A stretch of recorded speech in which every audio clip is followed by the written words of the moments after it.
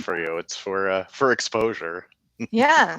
So celebrities, come to us. We're going to tweet at you, be a guest on our show, and we will do this live. Hey guys, Yeah. what's up? Hey, by the way, we're live now. Thanks, Yeah. Marianne. Thanks, Justin. Good morning. Morning. How's everyone doing today? Good. Excellent. Excellent. I just want to say thanks to everyone who's been watching these live streams and we're getting some really great feedback. Just saying just about getting that information out there about what's going on, and really great to keep doing it. And so, Friday was like a fun day. We had Phil Buck, who was our guest. He was fun as could be. Definitely learned some fun things to do while we're home alone. And not alone per se, but home. That's the right way of putting it. But it was really great. And but today, unfortunately, we had to go back to a little bit the darker side of what we want to review and discuss. And I think is one of the key components of any MSP or any IT service provider is cybersecurity. It's become kind of like our mission, or at least a corollary to our main mission, is to keep things secure and safe for people we work with.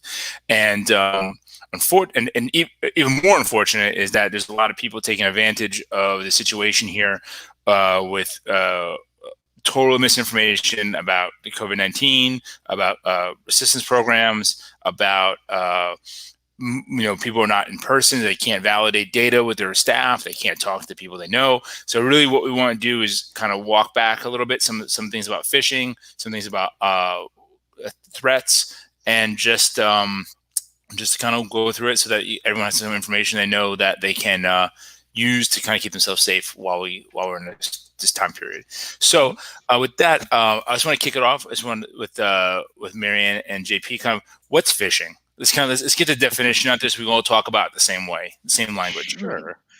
So phishing is a type of email. Back in the day, you used to have just spam. Spam was, the junk mail that everybody got, and there still is spam out there, but it's not as big as it used to be. Spam is advertising things that are kind of blasted out to everybody.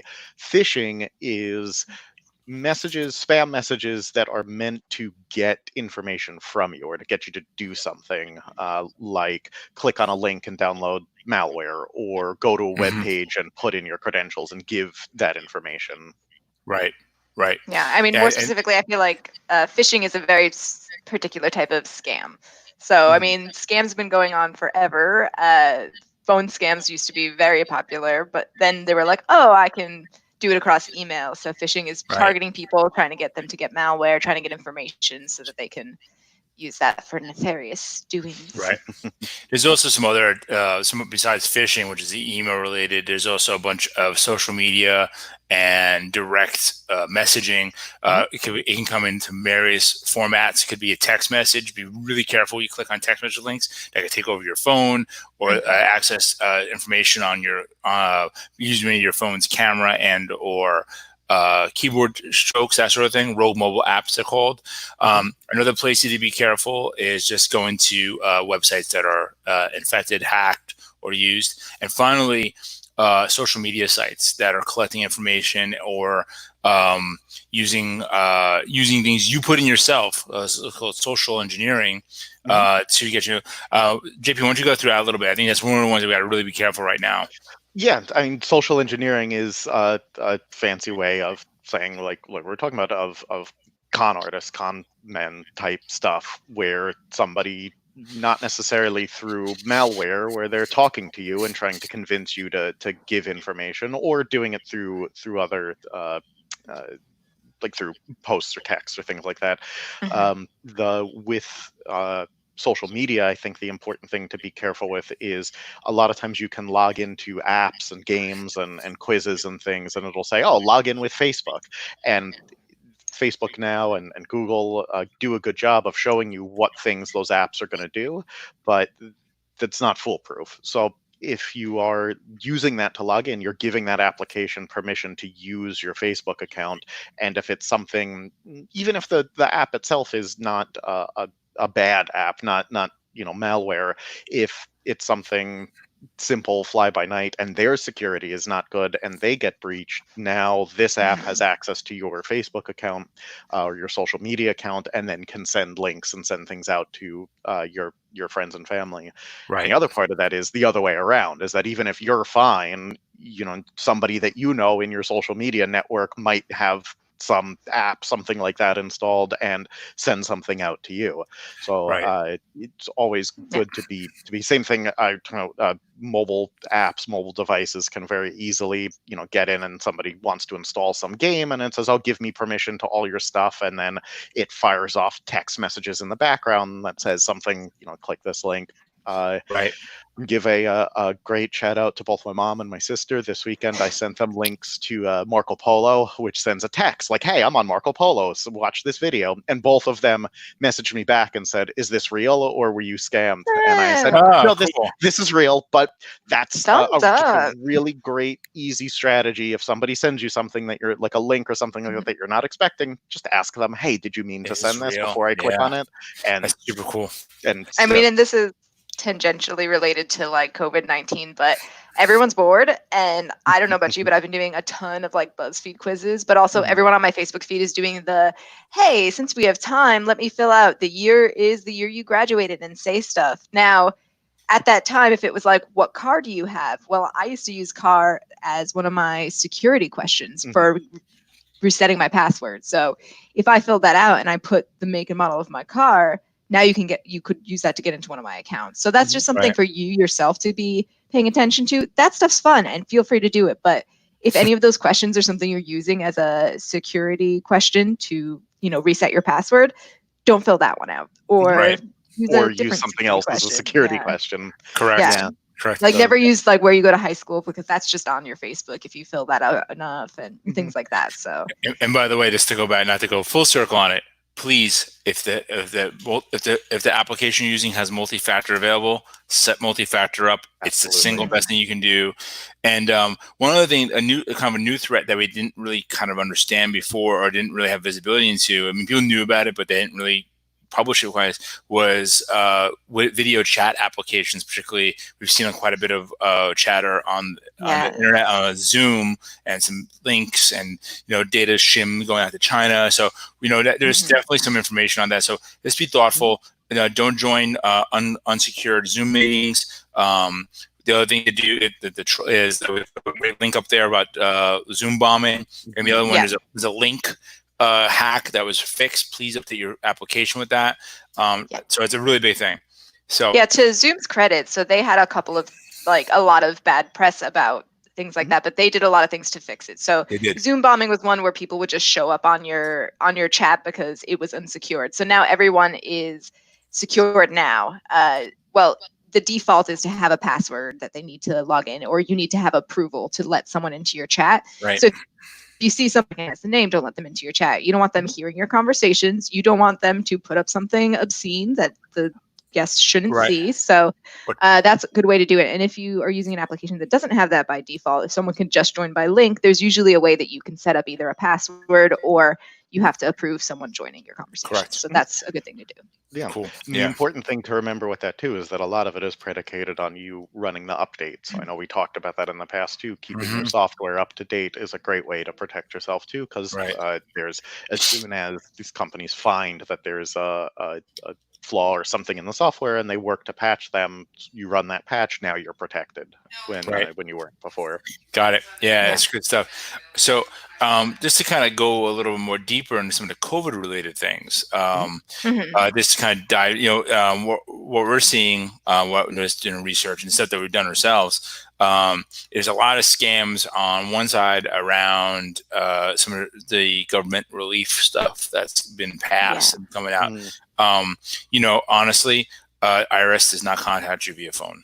No. They never do. It's always like registered. It's registered. That's a classic, but I think a lot of people are looking for information about relief checks and other forms of relief for businesses and things like that. And so they're not going to call you and ask you for your social security number over the phone. That's not going to happen. But even for there are ways to verify if you're on the right place to submit information. I know that George and Justin, you guys have done some of that stuff. So I don't know. Yeah, I mean, just a little bit of my experience. Just doing some of these SBA PPP thing, reviewing it, looking into it. It's really complicated because what happens is you may just get a link from, say, a known person, but once again, you have to be wary of any link that you did upload information about your company or your personal information, such as your social security number, your home address, phone numbers, anything what's called PIIs, or personal identifiers, information identifiers. So really, one thing to always check is, if you're not sure of the site, try to validate where that link is going.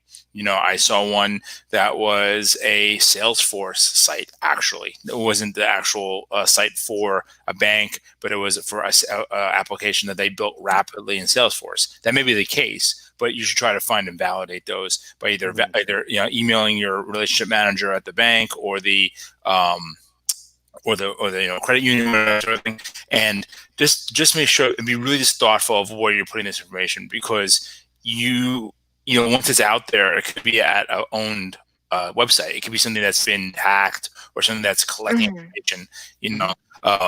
So it's really, really critical that you know it. And if you want to dive deeper, you want to check the certificate that the site's being secured with. But that's a little bit beyond what we're going to do. I mean, that's beyond me. Yeah, we don't. I mean, at the very least, if you're getting any communication regarding this stuff, we always talk hover over the link to see where it's actually going, because it could just say www.irs.gov, and when you hover over it, it's like scam.ru. So that's one thing to do. And I know George said that, like, even besides getting like a link emailed in, if you're really not sure, you can usually navigate. So if you go to the irs.gov or the website for the relief, you can navigate to the right page instead of clicking a link that you were sent. So right, exactly. Much like when you have your credit card, if you get a credit card contacts you saying this is wrong, don't click on that link. Go take your credit card out and call the back of the card as like a best practice. Don't just be like, oh man, they're trying to do something. So there's a lot. I mean, I think that as time goes on, there's going to be more and more of this, because people are going to start getting there's like the mortgage relief that's been talked about, rent to mortgage relief. There's unemployment benefits that people are looking for. And I think the last thing anyone really obviously the last thing anyone want right now, but is this added identity theft or identity reputation damage caused by logging into these sites and getting yourself in a position where you could be owned. One thing that's really useful, this kind of keep yourself honest with this, is check your credit score regularly, and so have I been owned? Have I been pwned? I think if we could throw a link up there, Matt, that'd be great, just so people can see it. It's a great site, useful. Breaches, it collects all the data about it, and what it does is it allows you to kind of keep yourself up to date on if your name was used or email address. That's a reuse thing. It's not a catch-all.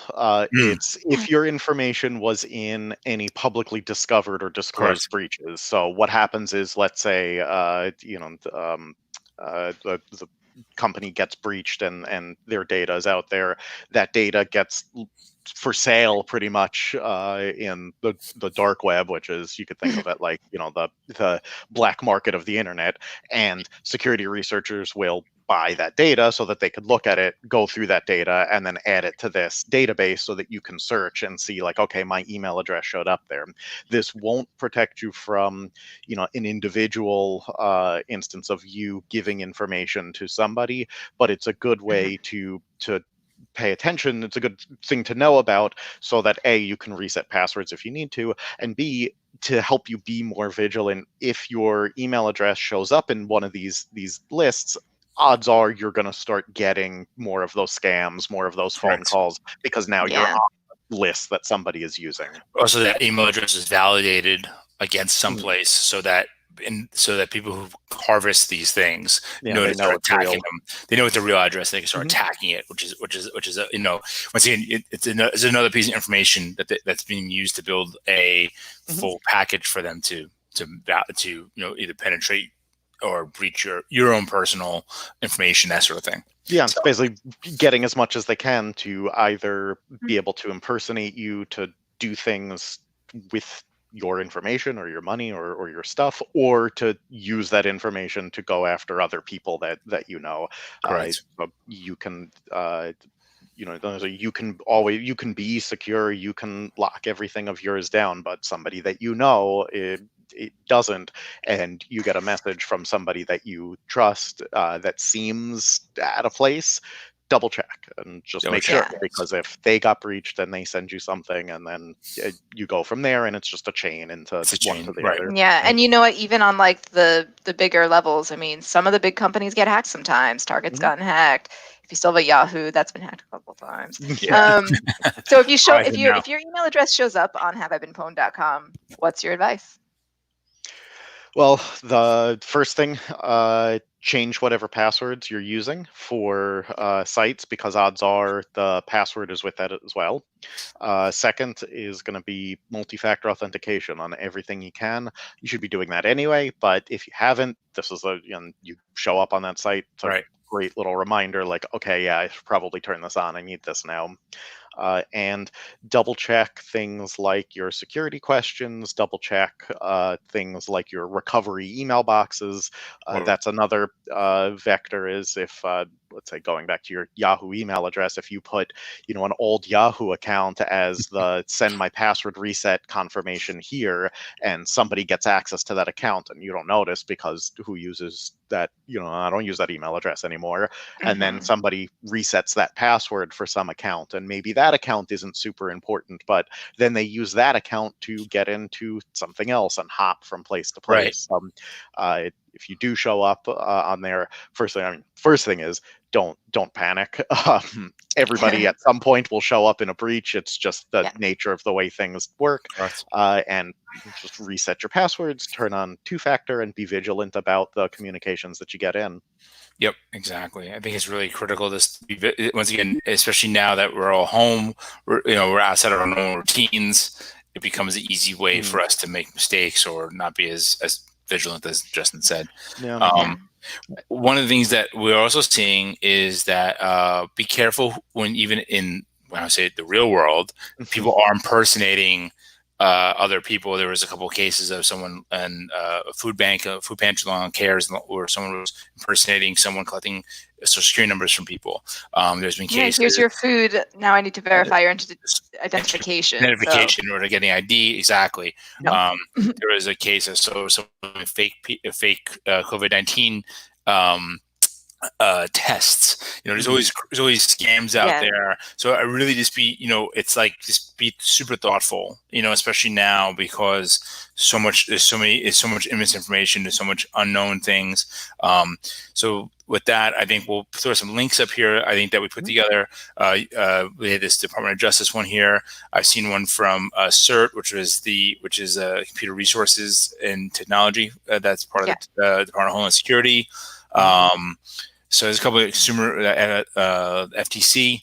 So there's a Treasury. There's a bunch of different ones out there. There's a bunch of information. I think it's important. One of the reasons we're throwing these up here is it's important to get your information from the right place. There's going to be a lot of, I think everyone knows, a lot of people know that there's vulnerabilities right now, and watch out for this and watch out for that. But really go to the official websites and go to the, like the FTC, like you said, and they'll be the ones who have information. The CDC has specific information on what's happening. So go to the official websites. Don't just read it on Reddit without seeing what the sources are. Don't just read it on your Facebook feed without seeing what the sources are. So that's why we've got this list of different places to look, because it'll help you. And then down here, there's a webinar from the National Cybersecurity Alliance, which is a great resource, and it's all about the COVID-19 scams. So sign up for that May 5th. It's coming up.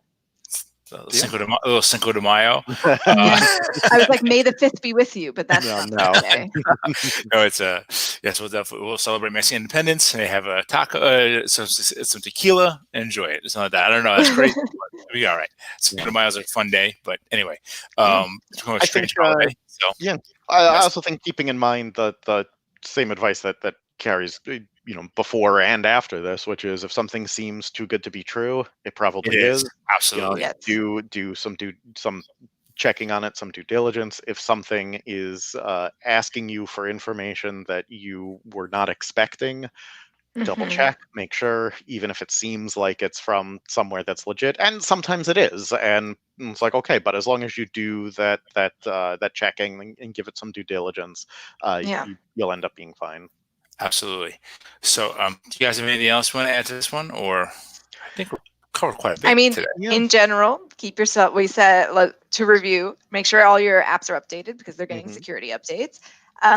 Keep yourself informed, go to the correct websites, or you can also do our security best practices training just to Great get a one, little bit of information to yourself Yep. and make sure that you know what things to look out for. It also has a really good like phishing section, so It how to does. spot email phishing. It does. And then just be vigilant, double check the sources, all that stuff. Mhm. Stay safe, wash your hands. Exactly. Yeah. All right. Excellent. And if you're not sure, if you get something and you're not sure if it's legit or not, obviously for our customers, please send it to us. But for everybody else, reach out to your IT team, even if it's your personal stuff. I As every professional that I have talked to would rather that the people that they are supporting reach out and verify, and it turns out to be something real, Exactly. rather than Yes. assume that I don't want to bother them and accidentally Yeah. click on something that they Absolutely. shouldn't. More And there's bother the always better. yeah. Yeah. There's more interconnectedness between your personal and your business. So when there's Right. one thing breached, it's possible it could breach other stuff. So yes, it's Especially definitely with contact your IT person. An Mhm. ounce of prevention is worth a pound of cure.